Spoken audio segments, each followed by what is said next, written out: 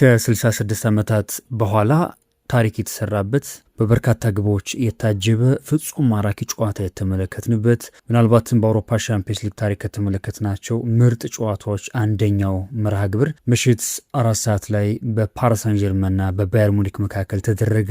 9 ግቦች ተቆጠሩበት። በመጀመሪያው 45 ብቻ 5 ግቦች የተቆጠሩበት ጨዋታ ሆነ። ፍጹም የመከላከል ፍላጎት የሌላቸው ሁለት ቡድኖች፣ ማራኪ ጨዋታን የመረጡ ሁለት ቡድኖች የተገናኙበት፣ ምናልባትም በፍጻሜ ላይ መደረግ የነበረበት ወይም ከፍጻሜ በፊት የተደረገ የፍጻሜ ጨዋታ ነው። እንዳለመታደል ሆኖ እነዚህ ቡድኖች ለፍጻሜ መገናኘት ነበረባቸው፣ ግን አንደኛው ቡድን መውደቅ ነበረበት። በአውሮፓ ሻምፒዮንስ ሊግ ግማሽ ፍጻሜ የመጀመሪያ ጨዋታ ትላንት ፓሪስ ላይ ተአምር ተመለከትን። በትላንቱ ጨዋታ እንግዲህ ፓሪስ ሳን ጀርመን 5-4 በሆነ ውጤት አሸንፎ ወደ ፍጻሜ ለመድረስ ያለውን እድል ያሰፋበትን ውጤት ማስመዝገብ ችሏል።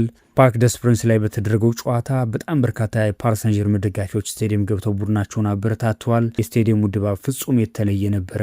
ባየር ሙኒክ በዚህ ዓመት ደግሞ ክስተት ከሆኑት ቡድኖች አንደኛው መሆኑን ተከትሎ በሩብ ፍጻሜው የመድረኩን ኃያል ሪያል ማድሪድን በሜዳውም ከሜዳውም ውጭ አሸንፎ መምጣቱን ተከትሎ ይህ ጨዋታ በብዙ የእግር ኳስ አፍቃሪያን ዘንድ በትልቁ የሚጠበቅ መርሃ ግብር ነበረ። ከዚያ ውጭ ፓሪስ ሳን ጀርመን ባየር ሙኒክን በውድድር ዓመቱ እያስመዘገቡት ያለው ውጤት መርሃ ግብሩን እንዲጠበቅ ያደርገዋል። በእርግጥ ፓሪስ ሳን ጀርመን የፈረንሳይ ሊጓን ሻምፒዮን ለመሆን ጥቂት ጨዋታዎችን ብቻ ማሸነፍ ይጠበቅበታል። ባየር ሙኒክ ግን በተደጋጋሚ እንደተለመደው የጀርመን ቡንደስሊጋ ሻምፒዮን መሆኑን አረጋግጧል። አሁንም የሚፋለመው ለሌላኛው የአውሮፓ ድል መሆኑም ይታወቃል። በብዙ መመዘኛዎች ክለቦቹ ካላቸው ከዋክብት ከሚመሯቸው አሰልጣኞች አመቱን ካሳለፉበት መንገድ አንጻር በብዙ መመዘኛዎች የምሽቱ ጨዋታ ይጠበቅ ነበር። የዓለም የእግር ኳስ አፍቃሪያን ግን በእውነትም የሚጠብቀውን ጨዋታ ሜዳ ላይ ተመልክቷል። አንዳንዶች እንደሚሉት ከሆነ እግር ኳስ አይመስልም ነበር ይላሉ። የእግር ኳስ አፍቃሪያን በእንዲህ አይነት በሚጠበቁ ጨዋታዎች በርካታ ግቦችን ከተመለከቱ ዓመታት አልፈዋል ብሎ ማንሳት ይቻላል። ያም ሆኖ እንግዲህ ምሽት 4 ሰዓት ላይ በፓርክ ደስ ፕሪንስ በተደረገው ጨዋታ ግብ በማስቆጠሩ ረገድ ባየር ሙኒክ ቀዳሚ ነበረ። ሃሪ ኬን 17ኛው ደቂቃ ላይ በፍጹም ቅጣት ምት ግብ በማስቆጠር ቀዳሚ ሆኖ ባየር ሙኒክ ምናልባትም ባለፉት 5 ዓመታት በፓሪስ ሳን ጀርመን ላይ የነበረውን የበላይነት ያስቀጥላል የሚል ግምቶች አድረው ነበረ። ነገር ግን ኪቪቻ ካቫራትስኬሊያ የቀድሞው የናፖሊ የመስመር ተጫዋች 24ኛው ደቂቃ ላይ ክለቡን አቻ ያደረገ። ብዙም ሳይቆይ ፖርቹጋላዊ ወጣት አማካይ ዣኦ ኔቬስ ፓሪስ ሳን ጀርመን ወደ መሪነት ያመጣች ግብ አስቆጠረ። ከዛ ውጭ ሚሼል ኦሊሴ 41ኛው ደቂቃ ላይ ባየር ሙኒክን ዳግም ወደ አቻነት የመለሰች ግብ አስቆጥሮ ነበር። ሚሼል ኦሊሴ በነገራችን ላይ የቀድሞ ክሪስታል ፓላስ ኮከብ ወደ ጀርመን ካመራ በኋላ ድንቅ የሚባል ዓመት እያሳለፈ ነው የሚገኘው። በግሉም ከቡድኑም ጋር የሚያሳየው እንቅስቃሴ ፍጹም የተለየ ነው። የተከላካዮች ፈተና ነው። በተለይ 2-3 ተጫዋቾችን ድሪብል አድርጎ የሚያልፍበት መንገድ በጀርመን ቡንደስሊጋ ብቻ ሳይሆን በአውሮፓ ሻምፒዮንስ ሊግ ጉዞ ባየር ሙኒክ እዚህ ለመድረስ ትልቁን አስተዋጽኦ ካበረከቱት ከዋክብት መካከል አንደኛው ነው ብሎ ማንሳት ይቻላል።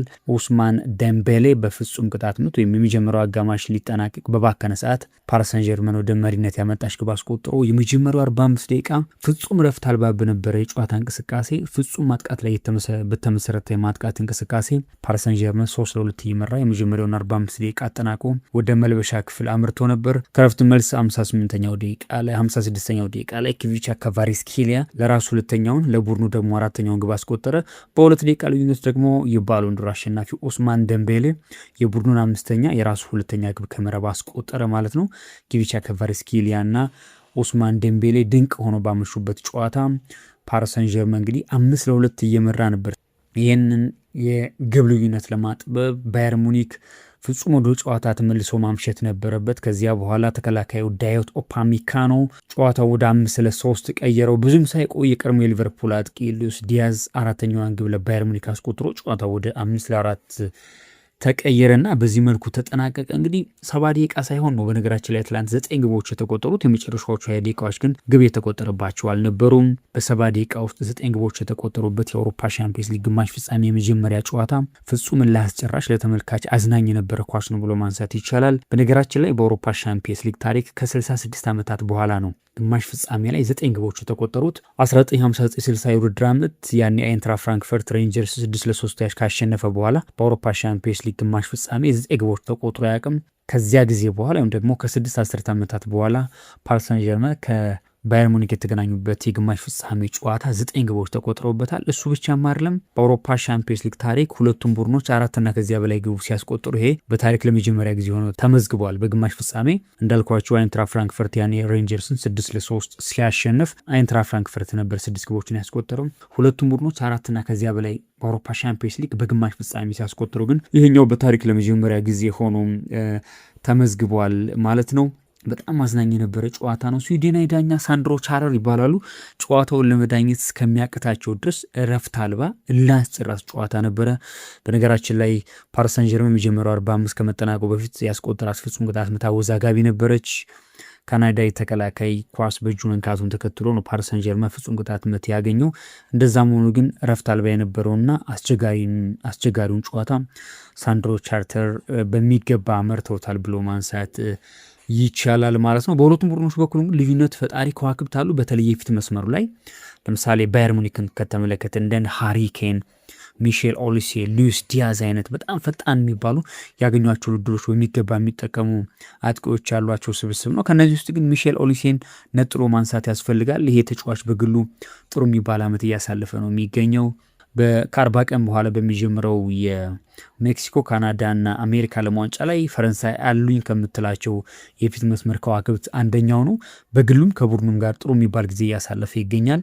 የጨዋታው ልዩነት ፈጣሪ ሆኖ ማምሽቷል። ምንም እንኳን ባየር ሙኒክ በጨዋታው ተሸንፎ ከሜዳ ቢወጣም በፓሪስ ሰን ዠርመን በኩል ደግሞ ኪቪቻ ካቫራትስኬሊያ ኳስ ሲይዝ ያምርበታል። የቀድሞ የናፖሊ አጥቂ በተለይ ከናፖሊ ወደ ፓሪስ ሰን ዠርመን ከመጣ በኋላ ፒኤስጂ በታሪኩ ለመጀመሪያ ጊዜ የአውሮፓ ሻምፒዮንስ ሊግ ዋንጫ እንዲያነሳ ትልቁን አስተዋጽኦ ካበረከቱት ከዋክብት በቀዳሚነት የሚጠቀስ ነው። ትላንትና ልዩነት ፈጣሪ ሆኖ አምሽቷል። 2 ግቦችን አስቆጥሯል። ለባየር ሙኒክ ተከላካዮች እጅግ አስቸጋሪ ምሽት ነው የሆነባቸው። ትላንት 2 ግብ ማስቆጠሩ ብቻ ሳይሆን የጨዋታው ሚዛን በመጠበቅና የፊት መስመሩ እጅግ አስፈሪ እንዲሆን ካደረጉት መካከል ኪቪቻ ካቫራትስኬሊያ በቀዳሚነት የሚጠቀሰው ተጫዋች ሆኗል ማለት ነው። የሚገርመው አዝናኝ ይሁን እንጂ ጨዋታ ምናልባትም ከአርሰናልና አትሌቲኮ ማድሪድ አንዳቸው በአውሮፓ ሻምፒዮንስ ሊግ ለፍጻሜ ይደርሳሉ። ከፓሪስ ሰን ዠርመንና ባየር ሙኒክም ግዴታ እንግዲህ አንደኛቸው መውደቅ ይጠበቅባቸዋል። ቢሆን ኖሮ ይህን ጨዋታ ለፍጻሜ ብንመለከተው እጅግ አጓጊ ይሆን ነበረ። ነገር ግን ግዴታ እንዳቸው መውደቅ ይጠበቅባቸዋል። ይሄ ምናልባትም ለአትሌቲኮ ማድሪድ ወይም ደግሞ ለአርሰናል ትልቅ እድል ሊሆን ይችላል የሚሉ እግር ኳስ ተንታኞችን እየተመለከት እንገኛለን። ምክንያቱም የተከላካይ ክፍላቸው በዚያ ልክ ጠንካራ ለመሆናቸውና ማጥቃትን ብቻ መሰረት ማድረጋቸው ጥንቃቄ ለሚመርጡ በተለይ እንደ አርሰናል አይነት ቡድኖች እነዚህም ቡድኖች በቀላሉ ሊያሸንፉ የሚችሉበት እድል ስለመኖሩ አንድ ማሳያ ስለመሆኑ በስፋት እየተነሳም ይገኛል ማለት ነው። ሃሪ ኬን ግብ ማስቆጠሩን ተከትሎ በአውሮፓ ሻምፒዮንስ ሊግ በ6 ተከታታይ ጨዋታዎች ግብ ያስቆጠረ የመጀመሪያው እንግሊዛዊ የሆነበትን ምሽት አሳልፏል። ከዛ ውጭ ሃሪ ኬን፣ ሉዊስ ዲያዝ እና ሚሼል ኦሊሴ በጋራ ሶስቱ ብቻቸውን በውድድር ዓመቱ 100 ግቦችን አስቆጥረዋል። ይህ ማለት የባየር ሙኒክ የፊት መስመር ከየትኛውም ጊዜ በላይ እጅግ አስፈሪ መሆኑን በሚገባ የሚያሳይ ይመስለኛል። ሶስቱ ተጫዋቾች ብቻቸውን 100 ግቦች የደረሱበትን ምሽት አሳልፈዋል። በምሽቱ ጨዋታ ቪንሰንት ኮምፓኒ በቅጣት ቡድኑን አልመራም። በረዳቱ አሮን ዳንክስ እየተመራ ነው ባየር ሙኒክ ወደ ሜዳ የገባው።